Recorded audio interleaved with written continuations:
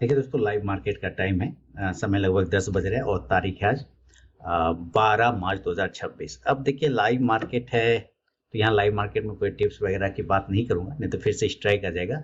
लेकिन कुछ कॉल्स दिए थे, वो तो काम आपका हो गया। जैसे बैंक निफ्टी का मैंने दिया था आपको 55,000 का कॉल ऑप्शन, इसने 1548 तक का हाई लगा दिया और मैंने जस्ट लगभग आपको 1300 इसके आसपास 50 के आसपास में दिया था खरीदने की, और इसने काम कर दिया। वैसे जेएसडब्ल्यू स्टील भी दिया था, इसने भी आपको काम बना के दे दिया है, टारगेट कंप्लीट कर दिया है। एक स्टॉक वोल्टास है, वो भी लेवल आया नहीं है वोल्टास का। अब वोल्टास को भी बाय साइड ही दिया था, लेकिन चलिए बात करने के लिए ये नहीं आया, बात करने के लिए आया हूँ। निफ्टी का चार्ट खोलेंगे या बैंक निफ्टी का चार्ट खोलेंगे। मार्केट अभी अनसर्टेन मोड में और फियर मोड में, डर डर वाला माहौल है ना, कि भाई अभी ईरान ने कह दिया कि हम 6 महीना तक लड़ाई लड़ सकते हैं। क्या बोल दिया ईरान? कि हम 6 महीना तक लड़ सकते हैं। अमेरिका को साफ बोल दिया 6 महीना तक। इसका मतलब वो एक तरह का ये बोल रहा है कि ईरान जो है युद्ध को लंबा खींचना चाह रहा है, और अमेरिका वो क्या चाह रहा है वो खुद कंफ्यूज है। अब दिक्कत है कि जितने हमारे पास एलपीजी है या जो भी है, उसका स्टॉक तो खत्म हो रहा है। जो आपके पास जमा आप देखा न्यूज में भी देखा होगा कि भाई वो मिल ही नहीं रहा है सिलेंडर, है ना। तेल का जहाज पर जो थाईलैंड से आ रहा था उस पर हमला कर दिया ईरान वाले ने, तो बात हो गई खत्म कि भैया अभी बहुत मुश्किल का सामना करना पड़ सकता है कुछ दिनों तक। लेकिन अगर हम ओवरऑल निफ्टी पे आते हैं, 23,600-700 के आसपास में है। ओवरऑल अगर हम देखें तो पूरा का पूरा ओवरसोल्ड हो रखा है। इतना ओवरसोल्ड हो गया है कि आपको इसमें लोग बेच दे रहे, अलग बात है, लेकिन कॉन्फिडेंस नहीं है बेचने में। इसीलिए ये चार्ट जो है पूरा ओवरसोल्ड चार्ट है, इतना पिटाई हो चुकी है। चलिए यहाँ पे एक इंडिकेटर लगा देते हैं, आरएसआई। तो आरएसआई से भी आपको पता चल जाएगा डेली के चार्ट पर, अगर आप ध्यान से देखेंगे आरएसआई,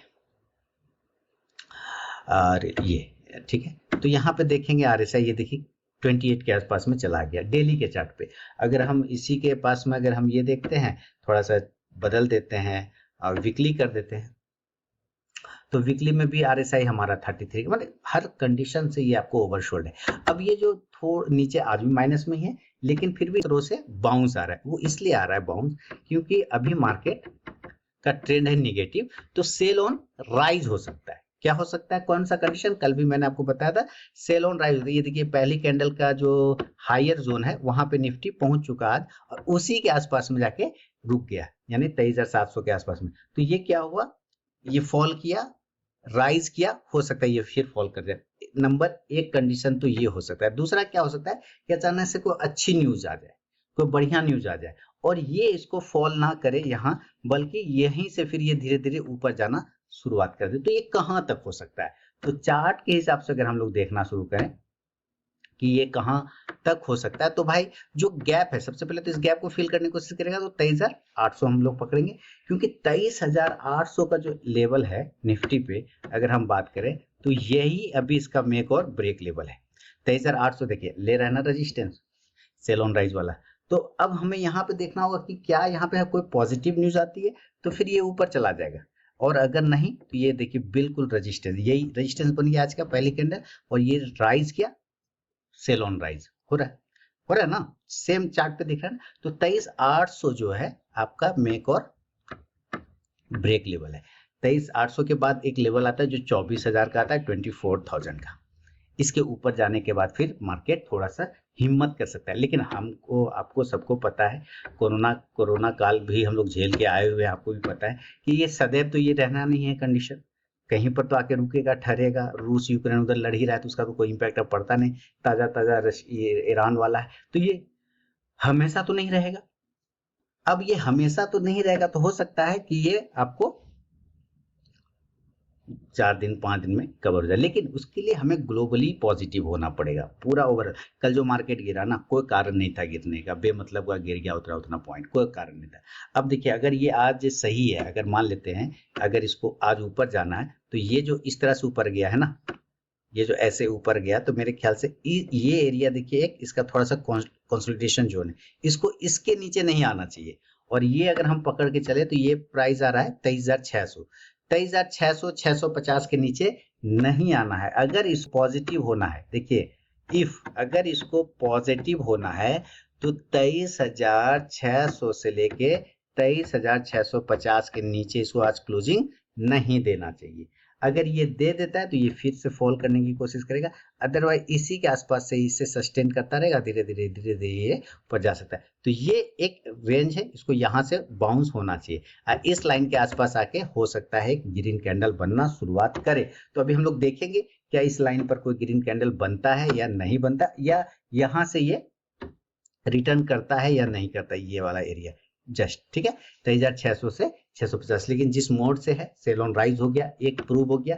मैंने आपको डाउन ट्रेंड वाला वीडियो बना के दिया, वो बिगनर से एक स्टेप ऊपर में, कि जो प्रो ट्रेडर होते हैं वो किस तरह से मार्केट को देखते हैं। अगर आपने उस वीडियो को नहीं देखा है तो देखिए। तो ये सेल ऑन राइज उन्होंने कर लिया है ना, राइज किया, सेल कर दिया, क्योंकि मार्केट का ओवरऑल ट्रेंड निगेटिव है।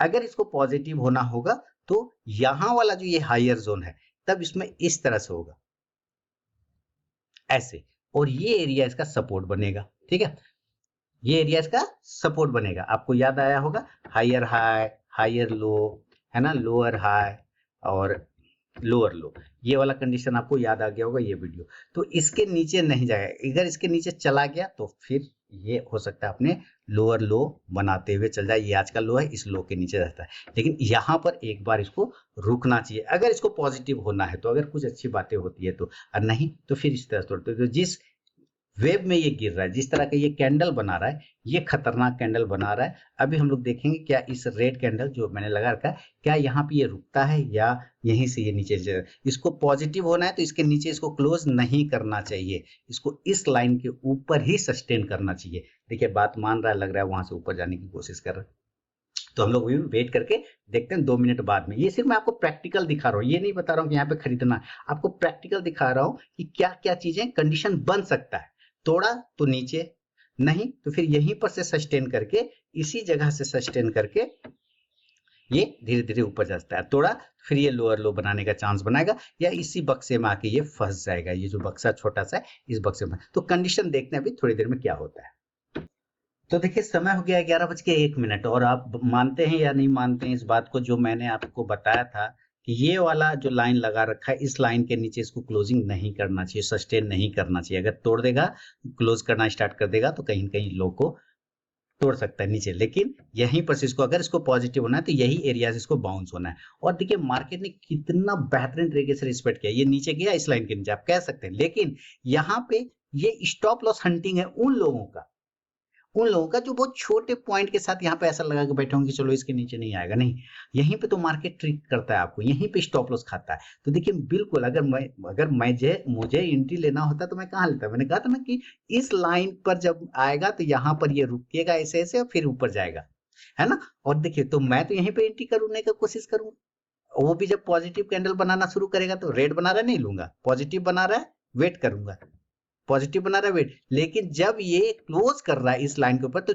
मुझे मान लेते हैं 4 लॉट लेना, एक एग्जांपल, तो मैं 1-2 लॉट यहाँ पे डाल दूंगा छोटा, और जब इसके ऊपर सस्टेन करेगा दूसरा लॉट डाल दूंगा और उसका पूरा राइड करूंगा। तो ये हुआ एनालिसिस। आपको यही सब चीजें मैं सिखाने की कोशिश करता हूँ। कोई मुझे पूछेगा ना, कोई भी पूछ सकता है, आप भी पूछ सकते हैं कि आप कैसे आइडेंटिफाई कर लीजिए इसी जगह से इसको जाना है ऊपर।